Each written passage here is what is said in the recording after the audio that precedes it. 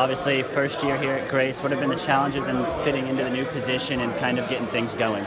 I think the biggest thing was the timing of the hire, and just having about 3 weeks before spring practice to get things ready. So everything that probably should have taken place between January and the end of school, I had about 3 weeks, and so it's been a lot of 13, 14-hour days trying to get things up to speed. And get things in place the way that I want them. I think that's been a big challenge, and then obviously teaching the new system offensively and defensively. But it's been a fun process. It really hasn't been as difficult as I thought.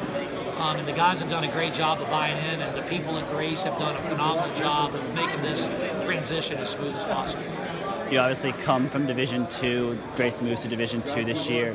What are some of the things that maybe you've told your players about that division, and how much have you even talked about that, really? You know, it's a big challenge, honestly. Being in Division II last year at USJ, every team is good. Every team has good players. Every team is well coached. You have to bring your A game every week. There are no weeks where you can just show up and know that you're going to win. I think that's a big challenge. The travel involved can be a challenge, because you will have some trips where you've got to travel an hour and a half, 2 hours just to play.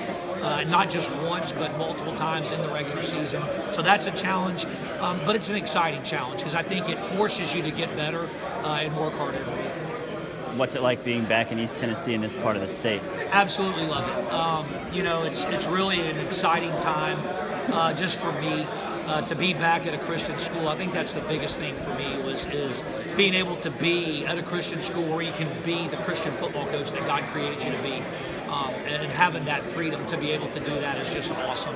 And so it feels really good, to be at a place that a little over a year ago they weren't supposed to like me and I wasn't supposed to like them, and here we are now working together. To me, that's confirmation that God is up to something, because that's something that only God could orchestrate. And so to be back in East Tennessee, it feels really good. What you've seen from your team, what are some of the strengths of your team? What are some of the weaknesses heading into the season? I think we're a month away. I think the biggest strength is the character of these guys. I absolutely love these guys. I've completely just fallen in love with every single kid on the team. I feel like I've known them for about 2 years. Just that chemistry, that camaraderie. The strength, I think, the biggest strength is their work ethic, their desire to be coached, their desire to want to be pushed, their buy-in, great senior class that's hungry for, I think, structure and the organization of things. Obviously, I think a weakness, if you want to call it that, is just the sense that the scheme is new on both sides of the ball. And trying to get up to speed and learning the system on both sides of the ball can be a challenge at times. But I think if we can overcome that obstacle, I think we can have a successful year.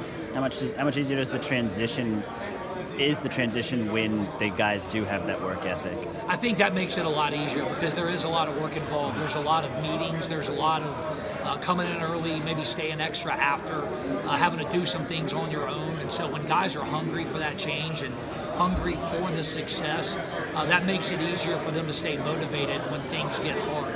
And so that work ethic is huge in this whole transition, and the guys have just been phenomenal. With that said, with this transition, with you being a first-year coach, this move to Division II, what are your expectations heading into the season?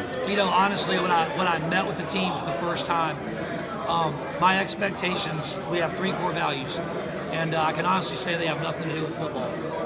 It's Mark 12:30-31 says, to love the Lord your God with all of your heart, soul, mind, and strength, and love your neighbor as yourself. And the first 2 things we're going to focus on is loving God and loving each other. And then Colossians 3:23 says, whatever you do, work at it with all of your heart as working for the Lord, not for men.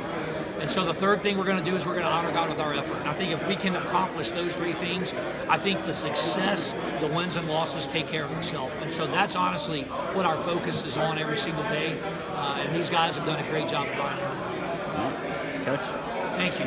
I appreciate it. You guys got a second?